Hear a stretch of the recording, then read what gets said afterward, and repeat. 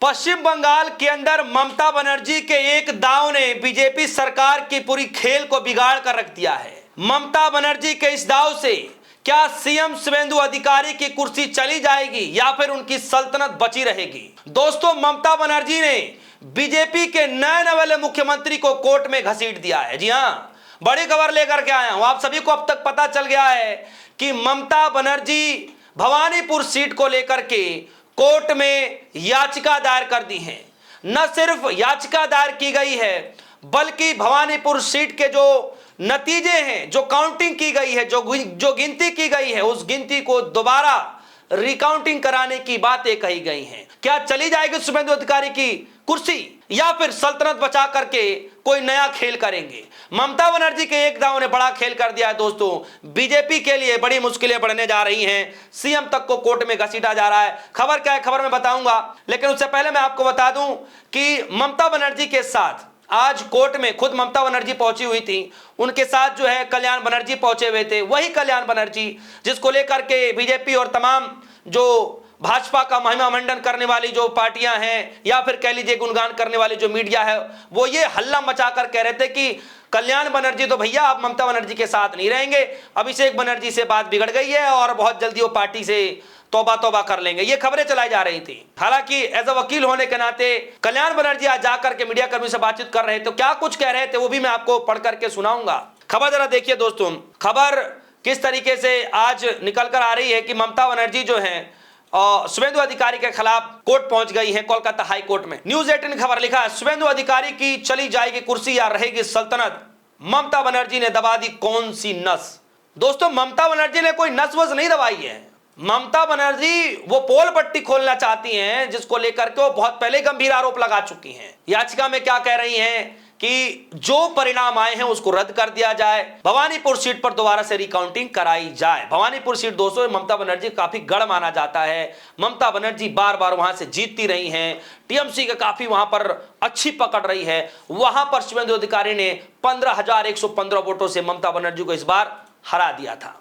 दोस्तों, खबर अब जरा खबर पढ़ते हैं।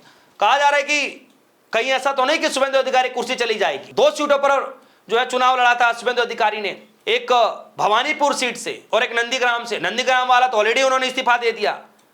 अब भवानीपुर से वो हैं विधायक और मुख्यमंत्री हैं। अब उस सीट पर पेच ममता बनर्जी ने फंसा दिया है। खबर जरा देखिए दोस्तों, क्या भवानीपुर में शुवेंदु अधिकारी कुर्सी पर संकट बनी रहेगी या बची रहेगी सल्तनत? ममता बनर्जी के दांव ने फंसाया पेच, दीदी ने दबाई सियासी नस। लिखा हुआ है, ममता बनर्जी भवानीपुर विधानसभा चुनाव में मिली हार को अभी तक पचा नहीं पाई। ये खबर लिखी जा रही है। इसी को लेकर ममता बनर्जी ने मंगलवार यानी आज के दिन कोलकाता हाई कोर्ट पहुंच गई। उनके बाद पार्टी के सीनियर नेता कुणाल घोष, डोला सेन भी मौजूद थे। चुनावी नतीजों के ऐलान के बाद से ममता बनर्जी ने परिणामों को लेकर के लगातार सवाल उठा रही थी। अब उन्होंने अदालत का दरवाजा खटखटाते हुए इस पूरे मामले को कानूनी मोड़ दे दिया है। अब शुवेंदु अधिकारी की जीत को लेकर के क्या दावा किया जा रहा है, जरा मैं पढ़कर बता दूं। ममता बनर्जी हाईकोर्ट परिसर के सी गेट से दोपहर में एंट्री लेती हैं। उसके बाद अपनी याचिका दाखिल करती हैं, यानी खुद ममता बनर्जी पहुंचती हैं। कुछ ही देर के बाद बाहर निकलती हैं। जानकारों के माने तो याचिका केवल परिणामों को चुनौती देने के लिए नहीं, बल्कि चुनाव से जुड़े हुए सभी महत्वपूर्ण दस्तावेजों को सुरक्षित रखने की मांग के लिए भी दाखिल किया गया है। शुवेंदु अधिकारी ने भवानीपुर में ममता बनर्जी को लगभग 15,105 वोटों से अंतर से हराया था। लेकिन मैं आपको बता दूं कि ममता बनर्जी जैसे ही बाहर निकलती है, कल्याण बनर्जी भी बाहर निकलते और कल्याण बनर्जी मीडिया कर्मियों से बातचीत करते हुए एक बड़ा खुलासा करते हैं। और खुलासा क्या होता है मैं पढ़ करके बता रहा हूं। और आप समझिए कि जिस बात को लेकर के राहुल गांधी ने सवाल पूछा चुनाव आयोग से, जिस अधिकारी को लेकर के ममता बनर्जी ने सवाल पूछा, जिस अधिकारी को लेकर के देश के तमाम बड़े सांसदों ने सवाल पूछे, आज वो सवाल फिर से कोर्ट की दहलीज तक पहुंच गया है। कल्याण बनर्जी ने मीडिया से बातचीत करते कल्याण बनर्जी कह रहे हैं कि ममता बनर्जी आज कोलकाता हाई कोर्ट पहुंची हैं और उन्होंने अपनी चुनावी याचिका की पुष्टि की, जिसमें उन्होंने शुवेंदु अधिकारी को चुनाव में चुनौती दी है क्योंकि यह चुनाव सही तरीके से नहीं कराया गया। 12वें राउंड के बाद ममता बनर्जी को चुनाव एजेंट और खुद ममता बनर्जी के साथ मारपीट की गई और उन्हें वहां से बाहर निकाल दिया गया। रिटर्निंग ऑफिसर यानी आरओ कौन था? वही अधिकारी जो सन 2021 में नंदीग्राम चुनाव में भी रिटर्निंग ऑफिसर था। उसी आरओ को फिर से 2026 में भी रिटर्निंग ऑफिसर बनाया गया, उसी आरोप को दोबारा 2026 में ही बनाया गया। इसके बाद मुख्यमंत्री का डिप्टी सेक्रेटरी यानी उप सचिव भी नियुक्त कर दिया गया। वही राज्य के मुख्य निर्वाचन अधिकारी यानी चीफ इलेक्शन ऑफिसर को चुनाव खत्म होते ही मुख्य सचिव यानी चीफ सेक्रेटरी बना दिया गया।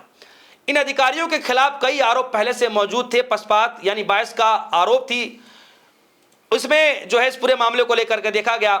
और ये सारी बातें करते हुए कल्याण बनर्जी कह रहे हैं कि अब हमें जो है कोर्ट के फैसले का इंतजार है, कोर्ट की तरफ हम रुख कर रहे हैं, तो अब आने वाले समय में जो कुछ होगा हमें उस पहलू का इंतजार है। लेकिन अब जो लड़ाई है, अब ये लड़ाई लड़ी जाएगी। यानी ममता बनर्जी जो पहले इस्तीफा ना दिया, ममता बनर्जी ने इस्तीफा नहीं दिया, उससे कहीं ना कहीं अपनी कानूनी लड़ाई को पहले से ही मजबूत करके बैठी हुई है। ममता बनर्जी को पता था कि गलती से अगर उन्होंने इस्तीफा दिया, गलती से अगर ममता बनर्जी ने इस्तीफा देकर के मीडिया के सामने आना शुरू किया, तो फिर ममता बनर्जी का कोर्ट जाने का रास्ता भी रुक जाएगा, क्योंकि ममता बनर्जी ने स्वतः ही उन्होंने इस्तीफा दे दिया। ममता बनर्जी ये सब कुछ जानते हुए बड़े चालाकी के साथ, बड़े जिम्मेदारी के साथ ममता बनर्जी ने पहले ही कह दिया कि मैं अपने पद से इस्तीफा नहीं दूंगी, क्योंकि मैं चुनाव हारी नहीं हूं।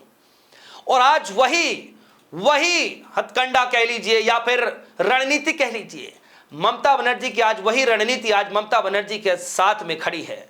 यानी कि ममता बनर्जी चुनाव के उस पूरे रणनीति को, शुभेंदु अधिकारी के चुनाव के परिणाम को चुनौती देती हुई नजर आ रही हैं। हाई कोर्ट में, कोलकाता हाई कोर्ट में याचिका दायर करती हुई नजर आ रही हैं। वो इसीलिए क्योंकि ममता बनर्जी को पता है कि उन्होंने अपने पद से इस्तीफा नहीं दिया है। आज भी अगर आप उनके ट्विटर हैंडल पर जाते हैं, सोशल मीडिया प्लेटफॉर्म पर जाएंगे, तो former chief minister of West Bengal नहीं लिखती हैं।